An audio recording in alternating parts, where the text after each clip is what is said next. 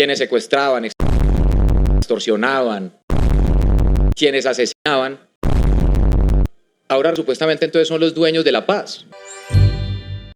Y nosotros, la mayoría de los colombianos, que nunca en la vida hemos empuñado un arma para atentar contra nadie, somos disque los amos de la guerra. Fue parte de un grupo rebelde exguerrillero y claramente apoya las ideas de izquierda. En su campaña para ser presidente, muchos decían que iba a seguir los pasos de Chávez y convertir a Colombia en otra Venezuela. Pero, ¿qué piensa realmente Petro? ¿Está comprometido con mantener la democracia? ¿el país acaso es bobo? ¿Vos crees que la gente es boba? ¿O quiere solo echarle la culpa de todo a Norteamérica? En este video vamos a explorar y debatir 5 ideas importantes sobre lo que piensa Petro. Primero, que el sistema económico actual no defiende los derechos de las personas. Segundo, piensa que no alcanzar sus metas es solo una parte de cómo funciona el poder. Tercero, argumenta que el capitalismo hace que solamente unas pocas personas tengan poder y dinero. Cuarto, dice que las acciones de Estados Unidos en el extranjero ayudaron a causar problemas. Y quinto, está convencido de que se puede lograr una paz completa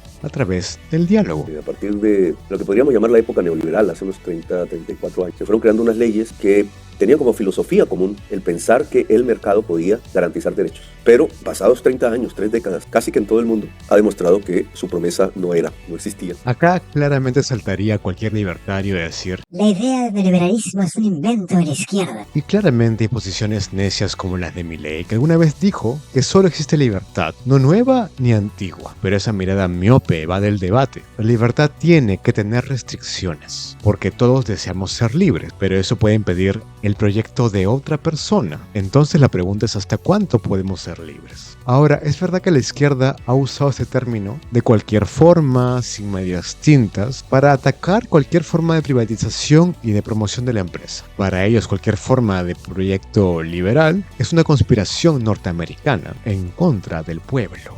Pero si usas la palabra neoliberal en la justa medida, sí tiene cierto de verdad, y de hecho es un concepto académico, porque son ciertas ideas de desregulación aplicadas durante la Guerra Fría. En Latam nos quitan derechos y se venden los países para que haya una inversión sin reglas. Eso es natural casi en lo que ha pasado en estos últimos años. Y el problema no es que entre inversión, el problema es asumir que la inversión no vendrá si ponemos reglas que nos protejan. Pero ya vemos, por ejemplo, las minas en Chile o las minas en Bolivia, en las cuales los estados le pusieron reglas fuertes y la inversión igual vino. Ahora, el libertario te va a decir siempre que debe ser todo libre, que el Estado no se puede meter en nada. Pero en realidad, un economista serio te va a decir que se requiere siempre a una persona que medie entre dos partes para cualquier transacción económica. Requerimos a alguien imparcial, que no sea arbitrario y que imponga cierta ley. Porque piensen cómo son formuladas las leyes. Hay un gran debate, se mejoran con el tiempo y solo cambian después de otro gran debate.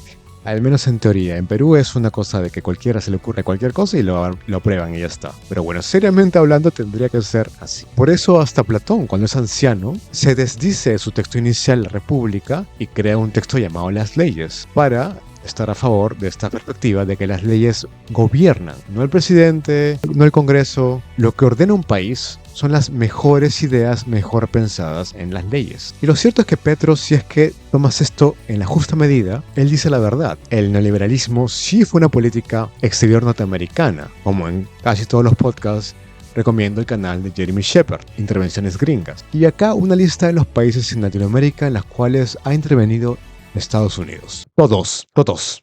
Vean el canal, es muy bueno, divertido, les va a gustar. ¿Qué hará presidente si no consigue mayoría parlamentaria para sacarlas adelante en el Congreso? Bueno, es el juego del poder. Indudablemente hay una pretensión de cambio y hay una resistencia. ¿Cuál podrá más? No lo podemos predeterminar. Podemos hablar de escenarios posibles. Creo que esta parte devela muy bien el carácter democrático de Petro. La política es necesariamente diálogo y decisiones puntuales. James Friskin asevera que la democracia necesita, para funcionar, que se discutan los asuntos, no solo ver mi lado del argumento, sino ver la posición contraria y discutir las creencias propias. El asunto está en que, salvo tengamos un rey, es necesario ver qué opiniones tienen los demás para pedir se escuche nuestra voz y también para ceder en ciertos casos para escuchar la voz del otro. Consideren mucho que todos tienen una perspectiva diferente de la vida y no valorar cada perspectiva e imponer sin más es abuso. El abuso es el uso del poder para manipular o controlar a aquel sobre el que se tiene poder. Esto es distinto a la influencia. El que tú elijas seguir una idea es distinto a ser obligado a seguirla por coacción. Yo, por ejemplo, no te obligo a que tú me sigas, pero tú puedes elegir libremente si lo que te digo te parece y te hace sentido o no. Esto también trae problemas cuando una comunidad se convierte en abusiva y obliga a sus integrantes a adoptar ciertas ideas por fe. Por ejemplo, yo creo que hay muy buenas razones para aceptar que haya adopción homoparental y también creo que es adecuado que la mujer pueda decidir sobre su cuerpo. Yo creo que sobre eso hay razones detrás para poder decir que es mejor. Pero en muchos casos, y me ha pasado con alumnos, muchos se quedan callados porque la presión es tanta de los demás que disentir, estar en desacuerdo, les causa temor y no exponen, no razonan ideas por temor. Y creer que lo que yo les he dicho está bien por fe no contribuye ni a la democracia, ni a tu desarrollo como persona, ni a tu educación. Creer por miedo no es racional. Millones de personas que no logran trabajar en la ciudad por el raquitismo del capitalismo. El mundo popular urbano, que no es solo de Colombia, es generalmente latinoamericano, pero que va dejando sin perspectivas a la juventud, sin estudio, sin esperanza. Eso es lo que ha hecho crecer, por ejemplo, el narcotráfico y otros problemas. El intento de saltar rápidamente esas barreras. No lo ven en el cambio político, lo ven en las oportunidades del mercado, y eso genera una degradación social todavía más grande. Y vamos de problema en problema sin intentar una solución social, digamos, profunda. Otro menciona el raquitismo del capitalismo. Ok, pero hay varios tipos de capitalismo. Por ejemplo, Wolf define el capitalismo como la distinción entre empleadores y empleados, como dueños de los medios de producción y aquellos que producen. Hasta ahí todos pueden estar de acuerdo. El asunto es que pueden haber muchos tipos de expresión. Hay muchas divisiones, pero quisiera mencionar 3. Los modelos totalitarios, los modelos escandinavos del tipo estado de bienestar y los liberales del tipo estadounidense. Y acá excluyo por si acaso el modelo chino, que es complicado porque es democrático y el autoritario. Es complicado de poder saber, pero bueno. Hay modelos totalitarios que son más de derechas y otros más de izquierda. Los de derechas intentan relegar al Estado y desregular totalmente la economía. Y también impiden que cualquiera se queje del modelo.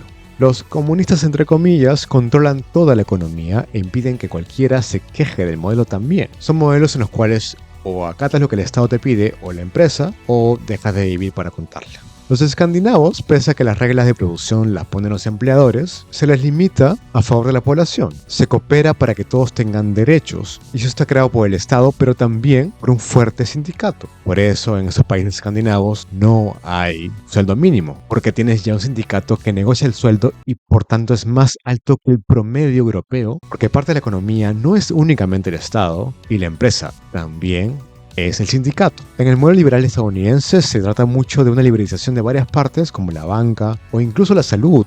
Son bien locos ahí, de verdad. Pero también hay partes en las cuales la población es ayudada con el correo, el transporte, la educación pública y los pagos por desempleo, cosas que por ejemplo no hay en Latam. Ahora, cuando hablamos de capitalismo latinoamericano, yo creo que tiende al capitalismo más totalitario, de corte neoliberal. Se desregula la economía en favor de grandes empresas o empresas medianas y en el caso de Perú incluso empresas ilícitas. Y cada gobierno tiende a ahogar cualquier protesta que cambie este statu quo. Y podría ir un paso más allá y hablar sobre el capitalismo gore, que es un libro de Sayak Valencia. Esto lo expliqué en otro video. Vean lo que está bonito. Lo interesante es que nuestras economías están entrelazadas no solo con negocios formales e informales, sino como dije también con negocios lícitos e ilícitos.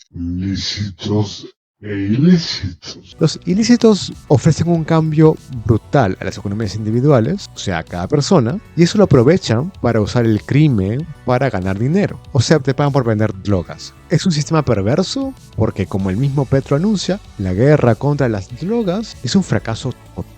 Y esto es peor si uno ve los manejos de la CIA respecto a cómo ellos contribuían a este mercado. Este vídeo también es bonito. YouTube, quiéreme por favor. De nuevo, vean el canal de Jeremy Shepard.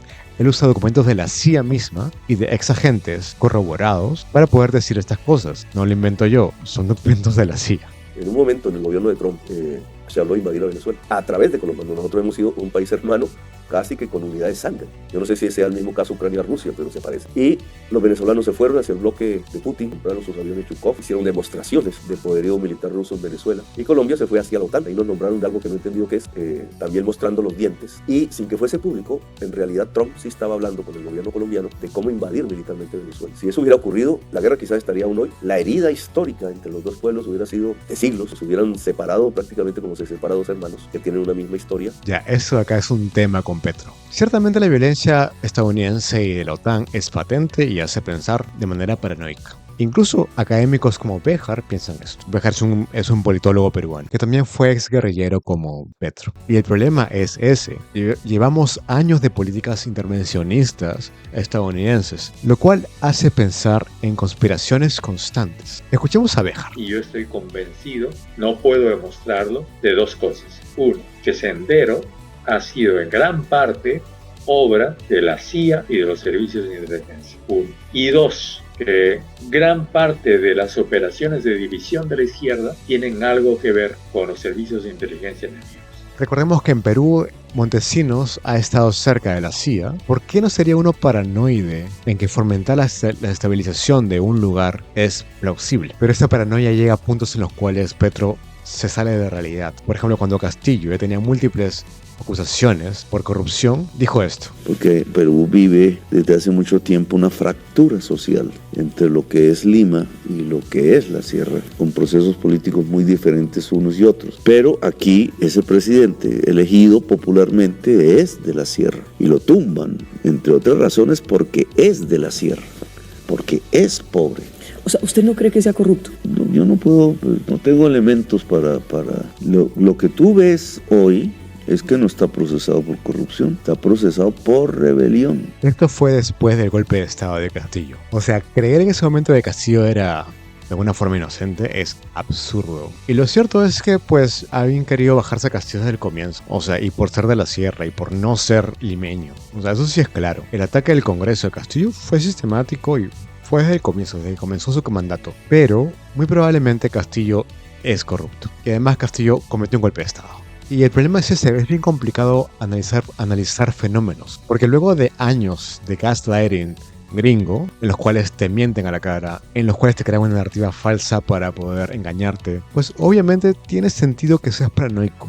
Y en verdad, esto es algo común en Petro. Hasta la Puya, claramente es progresista y de izquierda básicamente, ha explicado hace poco que Petro tiende a tener discursos paranoicos. Nos quieren echar otra vez, lo advierto. Si esto parece otra pataleta más de un presidente al que le quedó grande su sueño de gobernar. Estamos viendo a un Petro errático, paranoico, que no acepta que sus funcionarios la cagaron, usando la vieja confiable de convocar a las calles y pedir el apoyo de la gente, queriendo desviar el foco del problema real, una casa de Nariño en llamas. Y eso es lo complicado de la política muchas veces, poder distinguir entre hechos verdaderos y falsos. Y afirmar algo supone que haya probabilidad de ello, que sea probado, que sea corroborado, y eso es muy complicado, porque las pruebas contra Castillo en ese momento no eran puntuales contra él, pero había muchos elementos, ascensos en la PNP que no eran adecuados, varios ministros implicados en temas de corrupción, su sobrino implicado en corrupción, y su asesor principal fue encontrado con $20,000 físicos en una maleta en el baño del Palacio de Gobierno. Decir que Castillo no era corrupto en ese momento es como decir que todo el mundo era corrupto, pero él no, y eso hace muy probable que Castillo sea corrupto, y ahora peor todavía, después de un año ya hay muchas pruebas en contra de él. Es un caso muy sólido contra Castillo, pero bueno. Y si nosotros lográsemos hacer próspera la región Pacífico, a sus habitantes, a las comunidades negras e indígenas, a las juventudes que están allí, yo estoy convencido de que, independientemente de las marcas, de las siglas, de las organizaciones criminales, podríamos garantizar una paz real en el territorio colombiano. Toda solución requiere ser integral porque el mundo es interdependiente. Porque como dice Foucault, el ejercicio del poder genera resistencia. Entonces, si le impones a las personas con menos recursos, tener menos recursos y no darles posibilidad de poder ascender socialmente, ejerces contra ellos violencia. Porque ven cómo el mundo es injusto. Y mucha gente, con una desconexión moral, comienza a decir, bueno, si vivo relegado siempre, también puede ser que destruya otras vidas para poder ganar dinero, porque me lo merezco, porque eso es injusto. Ese pensamiento ocurre en varios delincuentes, sobre todo la gente más vinculada al comercio de droga. Y eso es lo complicado de la política. Uno requiere comprenderse mutuamente para generar puentes, pero por mientras no ocurre que haya eso. ¿Requerimos a un demócrata como Petro? Claro que sí. Lo que sí hay que salcarle un poco es su paranoia. Les agradezco mucho por haber estado hasta acá. Un abrazo a todos, que les vaya muy bonito y felices Pascuas. No sé qué febrero es esto, no sé. Abracitos. Suscríbete, amigos, suscríbete un poquito. Dale, suscríbete.